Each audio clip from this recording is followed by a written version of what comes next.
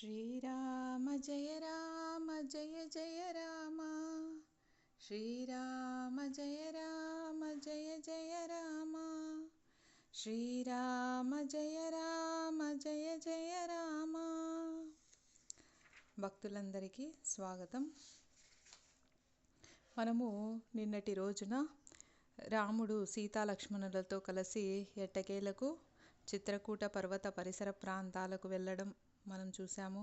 అక్కడ వాళ్ళు ఒక కుటీరాన్ని నిర్మించుకొని అందులో చాలా సంతోషంగా గృహప్రవేశం కోసమని యజ్ఞాలు చేయటము, తర్వాత దాంట్లో గృహప్రవేశం చేసిన తర్వాత వాళ్ళకున్నటువంటి దుఃఖమునంతా విడిచిపెట్టి సంతోషంగా అక్కడ ఉండడాన్ని మనం గమనించాం.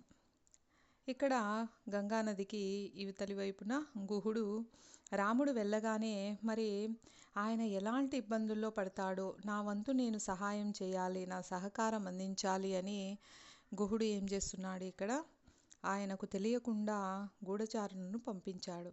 మరి గూఢచారులు రాముణ్ణి ఆయనకు కనిపించకుండా ఆయన ఎక్కడికి వెళ్తున్నారో అక్కడక్కడ వాళ్ళు గమనిస్తూ ఉన్నారన్నమాట. ఎప్పుడైతే వాళ్ళు చిత్రకూట పర్వతాన్ని చేరుకున్నాడో అప్పుడు ఆ వార్తను వాళ్ళు గుహునికి చేరవేశారు. గుహుడు ఈ విషయాన్ని అక్కడే ఉన్నటువంటి సుమంత్రునికి చెప్తారనమాట. అంతవరకు సుమంత్రుడు కూడా తిరిగి వెనక్కి వెళ్ళడు. మరి ఈ విధంగా ఆ విషయాన్ని విన్న తరువాత కొంతవరకు ఆయన ఊరట చెంది సుమంత్రుడు తన రథాన్ని ఎక్కి తిరిగి అయోధ్య నగరానికి బయలుదేరుతాడు. బయలుదేరిన తర్వాత 2 రోజులు ప్రయాణం చేసిన తర్వాత సాయంకాలానికి ఆయన అయోధ్య నగరాన్ని చేరుకుంటారు. అక్కడ అయోధ్య నగరం ఎలా ఉంది అంటే చాలా నిర్మానుష్యంగా ఉంది. అక్కడ రాముని విరహంతో ప్రతి ఒక్కరూ కూడా చాలా దుఃఖంతో నిండి ఉన్నారు. ఎక్కడ చూసినా కూడా వేలాది మంది ప్రజలు గుహుణ్ణి గమనించగానే ఆయనను ప్రశ్నల వర్షం కురిపించడానికి అక్కడికి వస్తున్నారన్నమాట. తమ ప్రియమైనటువంటి రాముడు ఎలా ఉన్నాడు, ఏం చెప్పాడు, ఎందుకు రాలేదు, నువ్వు ఎందుకు తీసుకురాలేదు అని ఆయనను అడుగుతూ ఉన్నారు. అప్పుడు సుమంత్రుడు ఈ విధంగా చెప్తున్నారు వాళ్ళందరితో కూడా. పద్మాల వంటి కన్నులున్నటువంటి మన రాముడు గంగా తీరాన్ని చేరిన మీదట నన్ను ఇంకా వెళ్ళిపోమ్మని చెప్పారు. ఆయన వెంట వెళ్ళడానికి నన్ను అనుమతించలేదు, కాబట్టి నేను వచ్చేశాను. ఆ సీతారామ లక్ష్మణులు అడవుల గుండా ఇక కాలినడకన ప్రయాణం చేస్తారు అని చెప్పగానే అక్కడున్నటువంటి చాలామంది పురప్రజలందరూ కూడా మూర్ఛపోతారనమాట. ఇంకా మనము శ్రీరాముణ్ణి చూడలేని నిర్భాగ్యులమని కొంతమంది ఏడుస్తూ ఉన్నారు. మనం ఆయన్ను పోగొట్టుకున్నాము. ఇంకా ఆయన ఎంత వాత్సల్యంగా మనల్ని చూసేవాడు, ఎంత ప్రేమగా మనతో ఉండేవాడు. ఇంకా మనం ఎప్పటికీ ఆ మాటలని, ఆ ప్రేమను చూడలేము.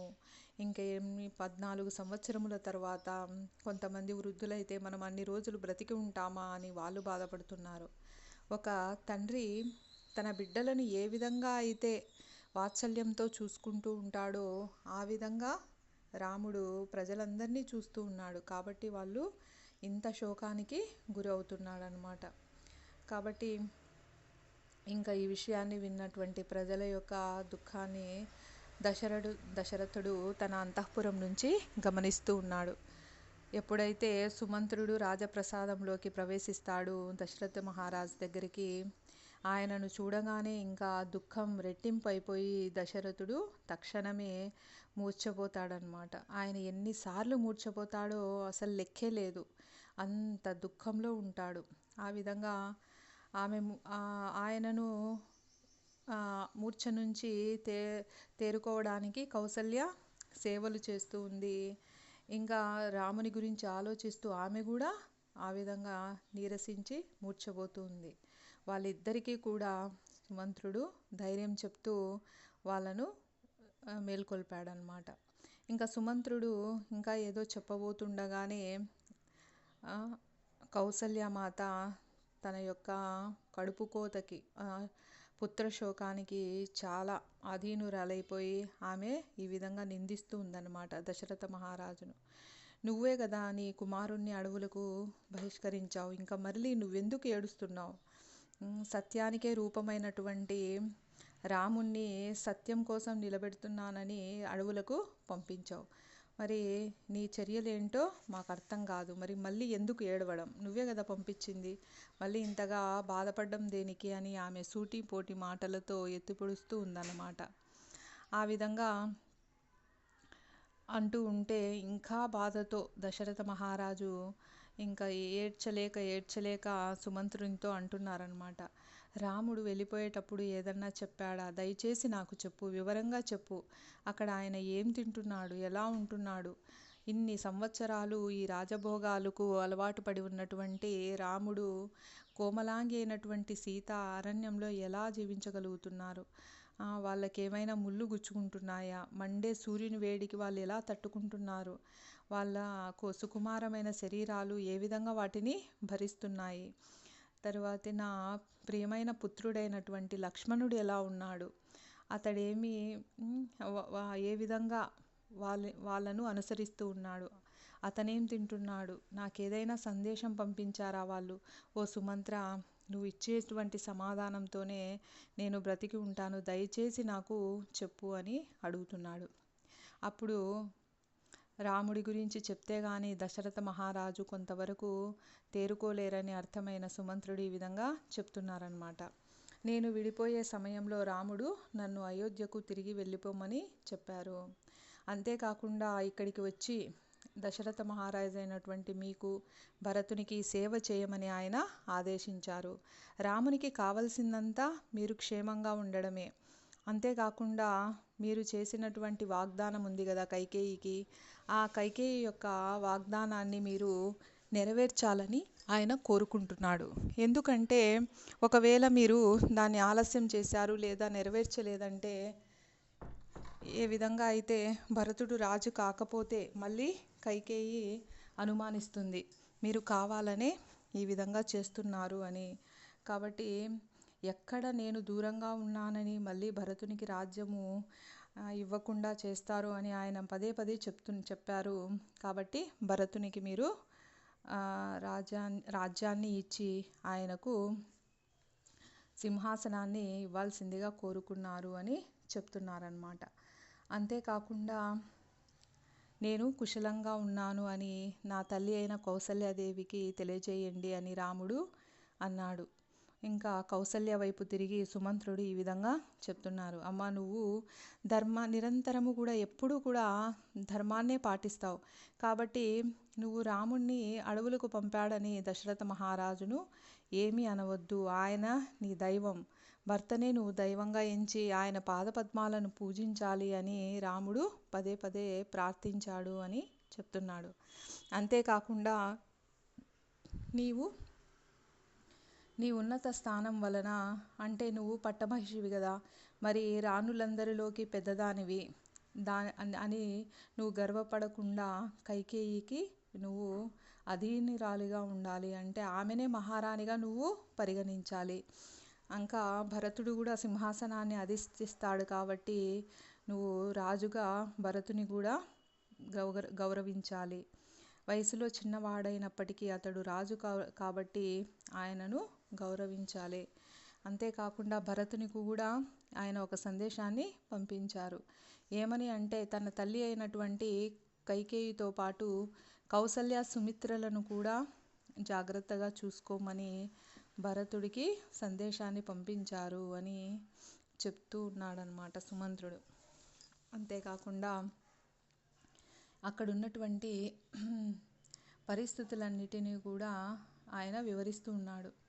ఓ చక్రవర్తి, అంటే దశరథ మహారాజా, దీనురాలైనటువంటి సీతాదేవి అక్కడ ఏమీ పట్టించుకోకుండా చాలా ఉదాసీనంగా ఉంది. ఆమె ఎప్పుడూ కూడా కష్టాలను అనుభవించి ఉండలేదు కాబట్టి ఆమె నిశ్చేష్టురాలై ఉంది. అయితే ఎప్పుడైతే నేను రథాన్ని అధిరోహించి వస్తున్నానో అప్పుడు ఆమె వైపు సెలవు తీసుకొని వెళ్తూ ఉండగా ఆమె వైపు చూసినప్పుడు ఆమె అకస్మాత్తుగా కన్నీళ్లు పెట్టుకునింది. నేను ప్రణామాలు చేశాను, ఇంకా వారిని వదిలేసి బయలుదేరాను అని చెప్తున్నారనమాట. అయితే నేను బయలుదేరుతుంటే నా హృదయం అంతా కూడా దుఃఖపూరితంగా ఉంది. అంతేకాకుండా నా రథం యొక్క గుర్రాలు కూడా కన్నీళ్లు కారుస్తున్నాయి. ఆ కన్నీళ్లు గుర్రాల యొక్క కళ్ళకు అడ్డుపడడం వలన అవి కొంతసేపు దారి కనపడక తికమక పడ్డాయి అని చెప్తున్నారనమాట సుమంత్రుడు. ఇంకా ఆయన ఇలా చెప్తున్నాడు, నేను అయోధ్యకు తిరిగి వస్తూ ఉంటే మహారాజా, కోసల రాజ్యంలో మొత్తం జీవులన్నీ కూడా అవి రాముని యొక్క విరహం కారణంగా దీనావస్థలో ఉండడం నేను చూశాను. ఎక్కడా కూడా సంతోషం అనేది లేదు. వృక్షాలు, పుష్పాలు, ఫలములు అన్నీ వాడిపోయి ఉన్నాయి. నదులు, సరస్సులు అన్నీ ఎండిపోయి ఉన్నాయి. వన్యమృగాలు సంచరించటమే మానేశాయి. సరీసృపాలు ఆహార అన్వేషణకే పోవటం లేదు, అంటే అవి వేటకు వెళ్ళడం లేదు. కొలనులలో తామరపూలు వాడిపోయి ఉన్నాయి. చేపలు నశించిపోయాయి. నీ రాజ్యమంతటా కూడా పట్టణాలలో ఉద్యానవనాలన్నీ కూడా నిర్మానుష్యంగా ఉన్నాయి. అంటే జనసంచారమే లేదు. ఎవరు సరదాగా ఒక పార్కుకి వెళ్దామని కానీ ఎక్కడికన్నా వెళ్దామని కానీ ఎవరు ఆలోచించటం లేదు. ఇది వరకు పక్షులన్నీ కిలకిలా రావాలు చేస్తూ ఉండేవి దారి పొడుగున. ఇప్పుడు ఏ పక్షి కూడా నోరు తెరిచి పాడటం లేదు. అంతేకాకుండా రాముడు లేకుండా వస్తున్నటువంటి ఈ రథాన్ని చూసి ప్రజలందరూ కూడా దిగ్భ్రాంతులైపోయినారన్నమాట. మరి ఎందుకు ఇంతగా పురప్రజలు దిగ్భ్రాంతులై ఉంటారు అని మనం అనుకోవచ్చు. ఎందుకంటే మనం కలికాలంలో గమనిస్తూ ఉంటాం, ఎవరైనా ఒక నాయకుడి పట్ల ప్రజలు అంతగా అభిమానాన్ని చూపించడం మనము చాలా తక్కువగా గమనిస్తూ ఉంటాం అన్నమాట. ఎందుకంటే అంత వాత్సల్యంతో చూసేటువంటి నాయకులు ఇప్పుడు కరువైపోయారు.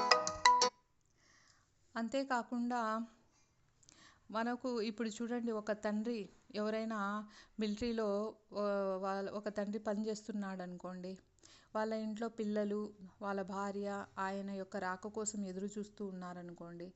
ఇప్పుడు యుద్ధ సమయం, ఆయన వచ్చేటప్పుడు ఏదో ఆటంకం వలన వేరే ఊరిలో ఉండవలసి వచ్చింది, లేట్ అవుతుంది నేను రావడానికని మెసేజ్ చేశారనుకోండి. ఇంకా వాళ్ళ ఇంట్లో వాళ్ళ పరిస్థితి ఎలా ఉంటుంది? ఆయన ఎలా ఉన్నాడో ఏమో, మా నాన్నగారు ఏం తింటున్నాడో, ఎలా ఉన్నాడో, ఎక్కడ పడుకున్నాడో, క్షేమంగా వస్తాడా రాడో, ఇంకా ఇలా రకరకాల ఆలోచనలతో ఏ విధంగా అయితే తల్లడిల్లిపోతామో ఆ విధంగా ప్రజలందరూ కూడా అలా తల్లడిల్లిపోతున్నారన్నమాట. ఈ విధంగా వాళ్ళు దిగ్భ్రాంతులైపోయి ఉన్నారు. ఇక సుమంత్రుని మాటలు విన్న తరువాత దశరథ మహారాజుకు దుఃఖం మరింతగా పొంగుకొచ్చింది. ఆయన ఈ విధంగా అంటున్నాడనమాట, నీవు నన్ను రాముడున్న చోటికి తీసుకువెళ్ళు సుమంత్ర, ఎలాగైనా సరే ఒక్కసారి నేను రాముణ్ణి చూడాలి, నన్ను రాముని దగ్గరికి తీసుకుని వెళ్ళు, లేకపోతే నేను మరణించేటట్టున్నాను. కైకేయికి నేను ఇచ్చినటువంటి వరాలు ఎలా ఉన్నాయంటే ఒక సముద్రం యొక్క తీరాలలాగా ఉన్నాయి. అంటే అంత భయంకరమైన, అంత విశాలమయంగా ఉన్నాయి. రాముని యొక్క వనవాసం అనేది దాని విస్తీర్ణంలాగా ఉంది. నా ఉచ్ఛ్వాస నిశ్వాసలు అందులో ఉన్నటువంటి అలలు సుడిగుండాల్లాగా ఉన్నాయి. కౌసల్య మిగతా వాళ్ళందరూ దుఃఖిస్తున్నటువంటి ఆ దుఃఖం యొక్క ఆ అశ్రువులు, ఆ ప్రవాహం అనేది ఆ సముద్రం మరింతగా కల్లోలితం అవ్వడానికి ఏ విధంగా అయితే నదులు వచ్చి కలుస్తూ ఉంటాయో అలా వాళ్ళ యొక్క కన్నీళ్ళు ఆ సముద్రంలో కలుస్తూ ఉన్నాయి. బాధతో కొట్టుకుంటున్న నా చేతులు ఆ సాగరంలో ఉన్నటువంటి చేపల్లాగా ఉన్నాయి. చింపిరిగా తయారైనటువంటి నా జుట్టు సముద్రం యొక్క మొక్కలుగా ఉంది. మన యొక్క ఆక్రందనలే నా బాధనే దాని యొక్క గర్జనగా ఉంది. కైకేయి యొక్క వరాలు అనేటువంటివి ఆ కారణం అనేది బడబాగ్నిలాగా ఉంది. మందర యొక్క పలుకులు, ఆమె కైకేయితో మాట్లాడినటువంటి మాటలు ఎలా ఉన్నాయంటే ఆ సముద్రంలో నివాసం ఏర్పరచుకున్నటువంటి ముసలి యొక్క గుంపులాగా ఉన్నాయి. కాబట్టి నేను ఇంకా రాముణ్ణి చూడలేకుండా ఒక్క నిమిషం కూడా ఉండలేను, దయచేసి నన్ను రాముని వద్దకు తీసుకువెళ్ళు అని ఆయన ప్రాధేయపడుతున్నాడనమాట. అప్పుడు కౌసల్యను, దశరథ మహారాజును, సుమంత్రుడు ఇలా ఓదారుస్తున్నారు, మీరు ఈ విధంగా బాధపడద్దండి. సీత మరియు లక్ష్మణుల యొక్క సాంగత్యంలో రాముడు సంతోషంగా కాలం గడుపుతాడు. 14 సంవత్సరాలు పూర్తి చేసుకుని తిరిగి ఖచ్చితంగా ఇక్కడికి వస్తారు, మీరు ధైర్యంగా ఉండాలి అని ఆయన చెప్తున్నాడనమాట. అయితే దశరథ మహారాజు యొక్క భార్యల్లో పెద్దది అయినటువంటి కౌసల్య అయినా కూడా, అంటే ఆమెకు ఎంతో సహనం ఉన్నప్పటికీ కూడా ఈ సందర్భంలో ఆమె ఆ సహనాన్ని కోల్పోయిందనమాట. కోల్పోయి ఈ దుఃఖాలన్నింటికీ కారణము ఈ దశరథుడే, ఈయననే. ఇదెంత జరుగుతుందంటే ఇది నీ తప్పు వల్లనే. నీ సొంత కుమారుని పట్ల, నీ కోడలు అంత కోమలమైనటువంటి సీత పట్ల నువ్వు ఎలా అలా క్రూరంగా వ్యవహరించగలిగావు? కటికమైన నేల మీద వాళ్ళు ఎలా నిద్రిస్తారు? అసలు సీత ఎలా భరించగలుగుతుంది? ఆ ఫలాలు దుంపలను మాత్రమే తింటూ వాళ్ళు ఎలా జీవించగలుగుతారు? గడ్డగట్టే చలి, భయంకరమైనటువంటి గాలులు, వర్షం కురుస్తూ ఉంటే వాళ్ళు ఎక్కడ ఉంటారు? ఎలా తట్టుకుంటారు? రాత్రి వేళల్లో ఒకవేళ ఆహార అన్వేషణ కోసమని అడవుల్లో క్రూర మృగాలు తిరుగుతూ ఉంటాయి. అవి ఒకవేళ వాళ్ళు విశ్రాంతి తీసుకునే సమయంలో వాళ్ళ మీద పడి చంపేస్తే ఏం జరుగుతుంది? ఇంకా ఏం చేయగలము అని ఆమె విపరీతమైనటువంటి ఆవేశంతో బాధపడుతూ ఉందన్నమాట.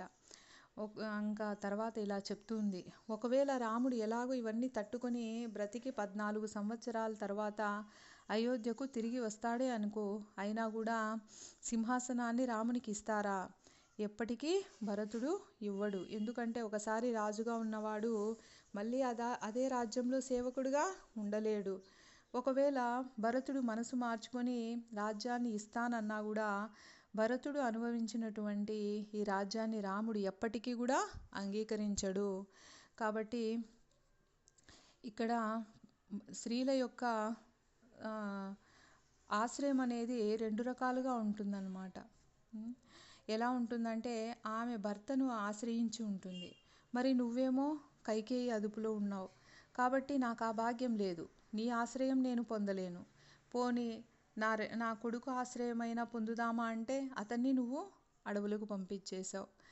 నీలాంటి పనికిమాలిన భర్త ఉండడం నా దౌర్భాగ్యమని ఆమె చాలా కఠినంగా మాట్లాడుతూ ఉందన్నమాట. అంతేకాకుండా ఆమె ఇలా చెప్తూ ఉంది, నువ్వు ఎవరిని సంప్రదించకుండా ఈ నిర్ణయం తీసుకుని ఈ రాజ్యాన్ని చంపేశావు. నిన్ను నమ్ముకున్న వాళ్ళను చంపేశావు.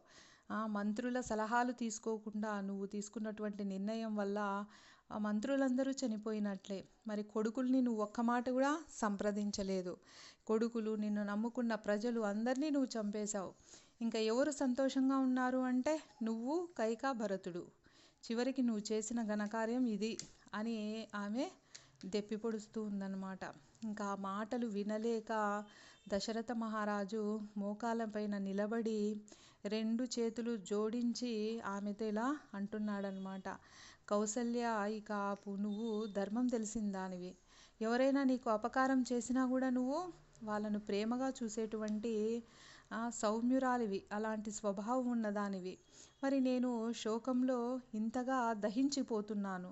ఇంత కష్టంలో ఉన్న నన్ను నువ్వు ఓదారుస్తావని నేను నీ అంతఃపురానికి ఇక్కడికి వచ్చి ఇక్కడ ఉంటున్నాను. ఒకవేళ నేను చెడ్డవాణ్ణి అయినా కూడా భర్తే కదా నీకు దైవం కదా కౌసల్య, నీకు తెలుసు కదా, నువ్వెందుకు ఇలా ప్రవర్తిస్తున్నావు, నేను భరించలేకపోతున్నాను అని ఆయన దీనంగా వేడుకుంటాడు. అప్పుడు వెంటనే కౌసల్య ఆ ఆవేశంలో నుంచి బయటకు వస్తుందన్నమాట. వెంటనే ఆమె స్పృహలోకి వచ్చి ఆయన పాదాలపై పడి ఇలా అంటూ ఉంది, రాజా, నన్ను మీరు క్షమించండి. నా తల మీ పాదాలకు తాకించి నేను క్షమాపణ చెప్తున్నాను. నేను చాలా తప్పు చేశాను, నన్ను క్షమించండి.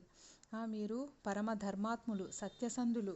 కానీ ఒక తల్లిగా కొడుకు కష్టాలు విని నేను ఇలా మాట్లాడుతున్నాను. నిజంగా అయితే నా మనసులో మీ పట్ల ఎటువంటి దురభిప్రాయము లేదు. దయచేసి నన్ను క్షమించండి. అకస్మాత్తుగా వచ్చినటువంటి ఈ శోకము అది మొత్తం ధైర్యాన్నంతా పోగొడుతుంది. ఏవైతే మనం విని ఉంటామో మంచి చెడులు అవన్నీ కూడా శోకంలో మనం మర్చిపోతాం. మనం సర్వాన్ని నాశనం చేసే శక్తి ఈ శోకానికి ఉంది. శోకంతో సమానమైన శత్రువు లేదు అని ఈ శోకమే నన్ను ఇలా మాట్లాడేటట్టు చేస్తుంది. దయచేసి నన్ను క్షమించండి అని ఆమె మహారాజు యొక్క పాదాలపై పడి వేడుకునింది. ఆ తర్వాత మహారాజు ఈ విధంగా చెప్తున్నాడు, కౌసల్య, నేను చాలా తప్పు పని చేశాను. కాబట్టి ఈ విధంగా నేను అనుభవిస్తున్నాను. ముళ్ళ కంపలను పెంచడం కోసం మామిడి చెట్లను నేను నరికేశాను. కాబట్టి ఇప్పుడు ఆ ముళ్ళ చెట్ల పెంపకం వలన ఆ ఫలితం నాకు ఈ విధంగా భయంకరంగా కనిపిస్తూ ఉంది. నేను రాముణ్ణి అడవులకు బహిష్కరించడంలో చేసిన పని ఇదే. ముళ్ళకంప లాంటి కైకేయిని నేను పెంచాను. మామిడి చెట్టు లాంటి నిన్ను వదిలేశాను. నాకు ఈ శిక్ష పడాల్సిందే అని ఆయన చెప్తున్నారన్నమాట. ఇంకా ఆయన ఇలా చెప్తున్నారు, చాలా కాలం క్రిందట నాకు నేను చేసినటువంటి ఒక గొప్ప అపరాధం ఇప్పుడు గుర్తుకు వస్తుంది కౌసల్య. అదేంటంటే, నేను యువరాజుగా ఉన్నప్పుడు నాకు శబ్దభేది విద్య వచ్చు. అంటే ఏదైనా చూడకపోయినా కూడా వినటం ద్వారా ఆ శబ్దం ఎక్కడి నుంచి వస్తూ ఉంటే అక్కడికి నేను బాణం వేసి దాన్ని కొట్టగలిగేటువంటి విద్య నాకు వచ్చు. దాన్ని శబ్దభేది విద్య అని అంటారు. ఆ విద్య నేను నేర్చుకున్నాను. కాబట్టి ఒకసారి నేను సరయూ నది తీరానికి వెళ్ళి రాత్రివేళ వేటాడుతూ ఉండగా ఒక శబ్దం విన్నానన్నమాట. అది ఎలా ఉందంటే, ఏనుగు నీళ్లు తాగుతున్న శబ్దంగా అనిపించింది. మనము గమనిస్తే కుండతో లేదా ఏదైనా ఒక పాత్రతో నీళ్లు ముంచుతూ ఉంటే, సన్నని మూతి ఉండే పాత్రతో నీళ్లు ముంచామనుకోండి, బాగా శబ్దం వస్తుంది. అదేవిధంగా ఏనుగు నీళ్లు తాగుతున్నా అలాగే శబ్దం వస్తుంది. అది తొండంతో జుర్రుకుంటుంది కాబట్టి. అయితే అక్కడ ఏదో ఏనుగు వచ్చింది అని నేను వేటాడాలని నేను ఆ దిశగా బాణాన్ని వేశాను. అక్కడి నుంచి ఒక్కసారిగా ఆర్తనాదం వినిపించింది. అక్కడ ఏమని వినిపిస్తుందంటే, అయ్యో, నేను ఇంత అమాయకుడైనటువంటి ఋషిని, అయినప్పటికీ నన్ను ఎవరు ఇంత క్రూరంగా బాణంతో చంపుతున్నారు అని ఒక కేక వినిపించింది. అంటే ఇక్కడ తెలిసి చేసినా తెలియక చేసిన దాని ఫలితాన్ని అయితే మనము అనుభవించాల్సిందే కదా కౌసల్య. నేను అప్పుడు ఆ తప్పు చేశాను, నాకు తెలియక చేశాను, అయినా కూడా అది జరిగిపోయింది. అందుకే ఇప్పుడు ఇలా అనుభవిస్తున్నాను. మరి ఆ విధంగా ఆ స్వరం, దయనీయమైనటువంటి ఆ స్వరం వింటూనే నేను పరిగెత్తుకుని అక్కడికి వెళ్ళాను. వెళ్ళి చూస్తే అక్కడ ఒక ఋషికుమారుడు తన దేహంలో ఆ బాణం దిగబడి ఉండగా నేలపై పడి ఉన్నాడనమాట. అప్పుడు ఎదురుగా ఉన్నటువంటి నన్ను చూసి ఆ ఋషికుమారుడు ఇలా చెప్తున్నాడు, నా తల్లిదండ్రులు చాలా వృద్ధులు, వాళ్ళకి కళ్ళు కూడా కనిపించవు. మరి వాళ్ళు నేను నీళ్లు తెస్తానని ఎదురు చూస్తూ ఉంటారు. నువ్వు నన్ను చంపేశావు, ఇంకా నేను చనిపోతున్నాను. నేను నీళ్లు తీసుకెళ్ళకపోతే వాళ్ళు కూడా దాహంతో చనిపోతారు. వాళ్ళు గుడ్డివాళ్ళు కదా, అందుకు అంటే ఎక్కడికి వెళ్ళి తమ సొంతంగా పనులు చేసుకోలేరు. కాబట్టి వాళ్ళు కూడా చనిపోతారు. కాబట్టి మమ్మల్ని ముగ్గురిని చంపినటువంటి పాపం నీకు చుట్టుకుంటుంది. కాబట్టి నేను వాళ్ళ యొక్క పరిచర్యలు చేస్తూ వాళ్ళను చూసుకోకపోతే వాళ్ళు జీవించలేరు. కాబట్టి దయచేసి వాళ్ళ వద్దకు వెళ్ళి నేను ఈ విధంగా ప్రాణాంతకంగా గాయపడి ఉన్నానని వాళ్ళకు చెప్పు అని చెప్తున్నాడనమాట ఆ ఋషికుమారుడు. అంతేకాకుండా ఆయన ఇలా చెప్తున్నాడు, రాజా, ఈ బాణాన్ని నువ్వు తీసేసేయి నా శరీరం నుంచి, నాకు చాలా విపరీతమైన బాధ కలుగుతూ ఉంది. కాబట్టి నువ్వు వెళ్ళే ముందు ఈ బాణాన్ని బయటికి లాగేసిపో అని అన్నాడు. కానీ దశరథ మహారాజుకు తెలుసు అన్నమాట, ఆ బాణం లాగితే ఆ బాలుడు చనిపోతాడని. అందుకు ఆయన చనిపోతే ఒక ఋషికుమారుణ్ణి చంపిన పాపం చుట్టుకుంటుంది కాబట్టి ఆయన ఆలోచిస్తూ ఉన్నాడు. అప్పుడు ఆ బాలుడు ఇలా చెప్తున్నాడు, నేను బ్రాహ్మణుడిని చంపుతున్నానని నువ్వు ఆలోచిస్తున్నావేమో, నువ్వు భయపడనవసరం లేదు. నేను ఒక వైశ్యుడైనటువంటి తండ్రికి, శూద్రురాలైనటువంటి తల్లికి జన్మించిన వాడిని. కాబట్టి నీకు ఆ భయం లేదు, ఈ బాణాన్ని తీసేసేయని ఆయన అన్నాడు.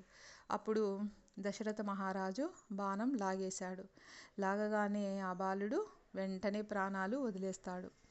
అప్పుడు ఇంకా ఏం చేయాలి అని ఆయన బాధపడుతూ, ముందు ఆ వృద్ధ దంపతుల దాహమన్నా తీర్చాలి, వాళ్ళకి ఈ విషయం చెప్పాలి అని ఆ కడవను తీసుకొని నీటితో నింపి బాధ తప్త హృదయంతో ఆయన ఆ బాలుని యొక్క తల్లిదండ్రులు ఉన్నటువంటి ఆశ్రమానికి వెళ్ళాడనమాట. అక్కడ ఇద్దరు వృద్ధులు, చాలా దుర్భరులు, అంటే వాళ్ళ సొంత పనులు వాళ్ళు చేసుకోలేని వృద్ధులు అక్కడ ఉన్నారు. వాళ్ళు ఈ మహారాజు వచ్చినటువంటి శబ్దం విని ఈ విధంగా అంటున్నాడనమాట. ఇంకా మన కొడుకే వచ్చాడు అని, "ఏ నాయనా ఇంతసేపు వెళ్ళావు, నువ్వు నీళ్ళల్లో ఆడుకుంటున్నావా? అమ్మ నీకోసము పరితపిస్తోంది నీళ్లు తీసుకొస్తావని. నువ్వు మమ్మల్ని ఏమీ చూడలేటటువంటి మమ్మల్ని ఎంతో జాగ్రత్తగా నువ్వు సేవిస్తున్నావు. అలాంటి నువ్వు ఒక్క క్షణం కనబడకపోయినా మేము తల్లడిల్లిపోతాం నాయనా" అంటూ వాళ్ళు పిలుస్తున్నారనమాట. అది వినినటువంటి దశరథ మహారాజు ఇంకా ఎక్కువ బాధకు లోనయ్యి ధైర్యం అంతా కూడగట్టుకొని ఇంకా వాళ్లకు చెప్తున్నాడనమాట.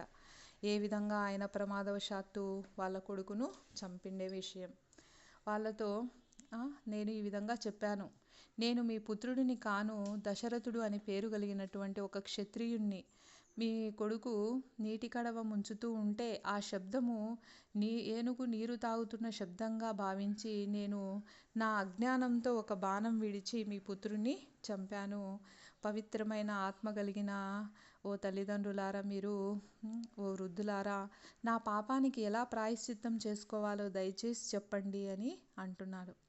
అంటే ఇక్కడ దశరథ మహారాజుకు తెలుసన్నమాట. ఆయన ప్రాజ్ఞుడు అంటే అన్నీ తెలిసినవాడు. ఏం తెలిసినవాడు? పాపం చేస్తే ఖచ్చితంగా దాని ఫలితాన్ని అనుభవించాలి అనే విషయం బాగా తెలిసినవాడు. కాబట్టి ఆయన ఆ పాపం యొక్క ఫలితాన్ని తప్పించుకోలేనని తెలుసు కాబట్టి దానికి ప్రాయశ్చిత్తమైన తెలుసుకోవాలి అని ఆయన అడుగుతున్నాడనమాట. ఒకవేళ మరుజన్మలో ఆ బాధ మళ్ళీ అనుభవించకుండా ఇప్పుడే ప్రాయశ్చిత్తం చేసుకోవడం ఉత్తమమని ఆయన భావించినాడు. మరి ఆ చేసినటువంటి నేరం యొక్క తీవ్రతను బట్టి ఆ పరిహారం అనేది చెల్లించుకోవాల్సి ఉంటుంది. మరి ఈ కాలంలో మన కలియుగంలో చాలామందికి మరణించిన తర్వాత జీవితం గురించి అసలు నమ్మకమే లేదు. అయినా వాళ్ళు నమ్మట్లేదని కర్మ యొక్క నియమాలు పనిచేయకుండా ఉండవన్నమాట.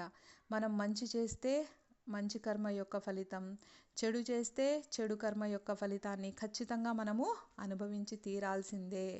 కాబట్టి ఆ శాసనాలకు, ఆ నియమాలకు వాళ్ళు అంటే వీళ్ళకు తెలుసా, నా గురించి తెలీదా అనే ఎలాంటి భేదభావం ఉండదన్నమాట. ఎలాగంటే ఇప్పుడు నిప్పు ఉందనుకోండి, ఆ నిప్పు కాలుతుందని పెద్దవాళ్ళకి తెలుసు, కానీ చిన్నపిల్లలకి తెలియదు. ఎర్రగా కనబడుతూ ఉంటే వాళ్ళు అదేదో పండనో చాక్లెట్ అనో ఏదో ఒకటి అని అనుకుంటారు కదా. మరి వెళ్ళి వాళ్ళు తెలియక ముట్టుకుంటే అయ్యో చిన్న పిల్లవాడు కదా తెలియక ముట్టుకున్నారు, వీళ్ళని కాల్చకూడదు అని ఏముండదు. ఆ నిప్పు కాలుస్తుంది. అలాగే మనకు తెలియదు, మనము తెలియక చేశాము అనే దాంతో సంబంధం ఉండదన్నమాట. తెలుసుకోవాల్సిన బాధ్యత మనకుంది. కాబట్టి ఎలాంటి తప్పు చేసినా కూడా ఎవ్వరూ కూడా తప్పించుకోలేరు. దైవానికి మరియు ప్రకృతికి, ఆ ప్రకృతి నియమాలకు మనము వ్యతిరేకంగా పనిచేసినప్పుడు ఖచ్చితంగా వాటి యొక్క ఫలితాలు ఈ జన్మలోనే కాదు, జన్మల పాటు మనల్ని అవి వెంటాడుతూనే ఉంటాయి. కాబట్టి ఆ ఫలితం వలన మనము ఒక్కొక్కసారి నీచమైన జాతుల్లో పుట్టచ్చు. అంటే ఇప్పుడు ఉన్నతమైన మానవునిగా మనం పుట్టి ఉంటాం. తర్వాత మనం చేసిన పాపాల వలన ఏ కుక్కగానో, ఏ పాముగానో, ఏ తేలుగానో, ఏ చీమగానో పుట్టచ్చు, లేదా నరకంలో పడి పతనం చెందొచ్చు. కాబట్టి ఈ విధంగా ఏదో ఒకటి జరిగే వీలుంటుంది. మొత్తానికైతే మనము తప్పించుకునే సమస్యే లేదు. లేదా వేరే జన్మలో మళ్ళీ మానవునిగా పుట్టినా ఏదైనా భయంకర రోగాల వలన ఇబ్బంది పడవచ్చు, ఇంకా ఏదైనా ఉండొచ్చు. కాబట్టి మనము చేసే పనులు చాలా జాగ్రత్తగా ఆచితూచి మనం చేస్తున్నది ధర్మబద్ధంగా ఉందా లేదా అని మనము 1కి 10 సార్లు ఆలోచించి మనం ఆ పనులు చేయాల్సి ఉంటుంది. తర్వాత ఆ మాటలు విన్నటువంటి ఆ వృద్ధ ఋషి అంటున్నాడనమాట, నువ్వు స్వయంగా నీ పాపాన్ని అంగీకరించావు కాబట్టి నీ తల 1,00,000 ఒక్కలు కాలేదు. అంటే అర్థం ఏంటి? ఒకవేళ నువ్వు చేసినా కూడా నాకు తెలీదు, నేను తెలియక చేశాను, నేను కాదు, నా తప్పు కాదు అని దబాయించింటే ఆయన తల 1,00,000 ఒక్కలు అయ్యేదన్నమాట. కానీ ఆయన ఒప్పుకుంటున్నాడు, తను చేసిన పాపాన్ని ఆయన ఒప్పుకుంటున్నాడు. కాబట్టి నీ పాపాన్ని నువ్వు అంగీకరించావు కాబట్టి నీ తల 1,00,000 ముక్కలు కాలేదు. అంతేకాకుండా నువ్వు తెలిసి చేయలేదు, నీ అజ్ఞానం వలన నా పుత్రుని చంపావు, కావాలని చంపాలని చంపలేదు. కాబట్టి నీవు కూడా ప్రాణాలు కోల్పోలేదు అంటే ప్రస్తుతానికి నువ్వు ప్రాణంతోనే ఉన్నావు అంటే అది నువ్వు కావాలని చేయలేదు కాబట్టే. ఇప్పుడు దయచేసి నా పుత్రుడు ఉన్నటువంటి చోటికి నన్ను తీసుకువెళ్ళు అని ఆయన చెప్తాడనమాట.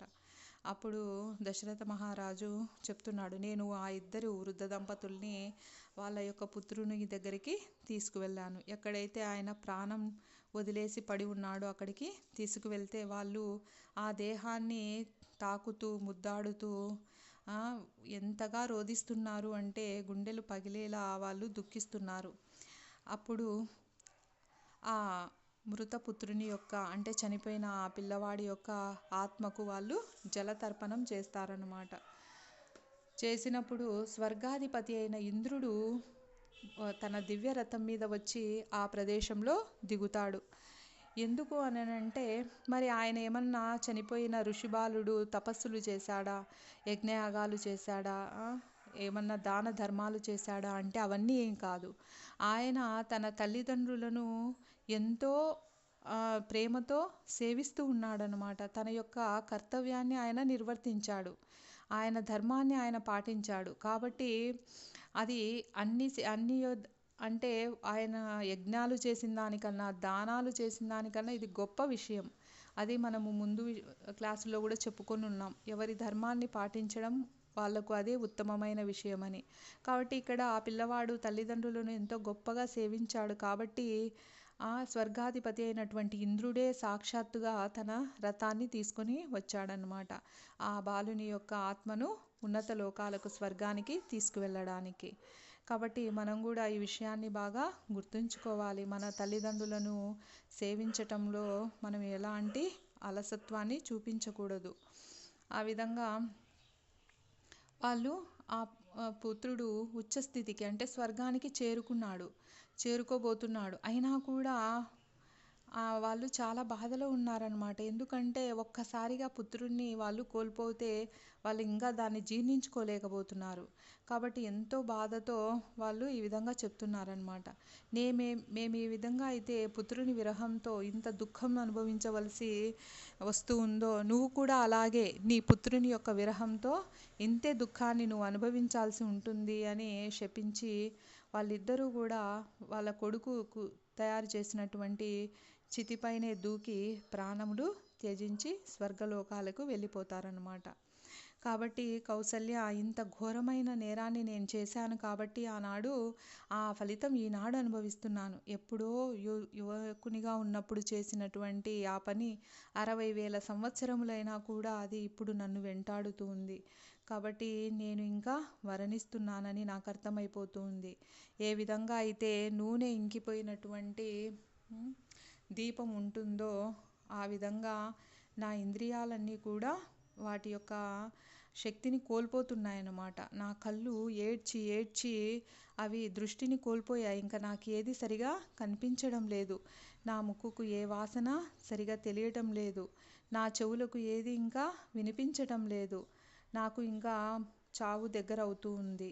కాబట్టి ఇంకా నేను ఈ దుఃఖంతోనే ఇలాగే మరణిస్తాను. నాకు ఈ విషయం అర్థమైపోయింది. కౌసల్య, నాకు చాలా భయంగా ఉంది.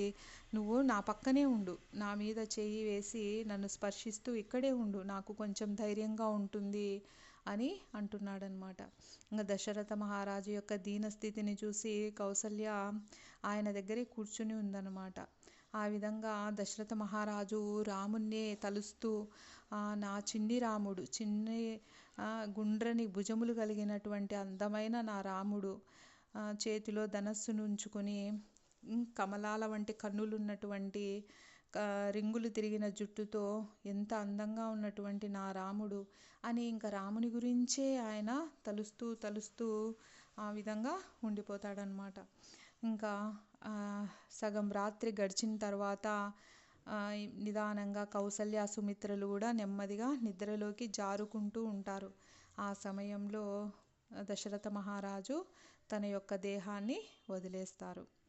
కాబట్టి భగవంతుడైనటువంటి సాక్షాత్తు శ్రీమన్నారాయణుడే పుత్రుడిగా ఆయనకు జన్మించాడు. కాబట్టి ఎప్పుడు కూడా భగవంతుని నామాన్ని ఆయన జపిస్తూ ఉన్నట్టే లెక్క.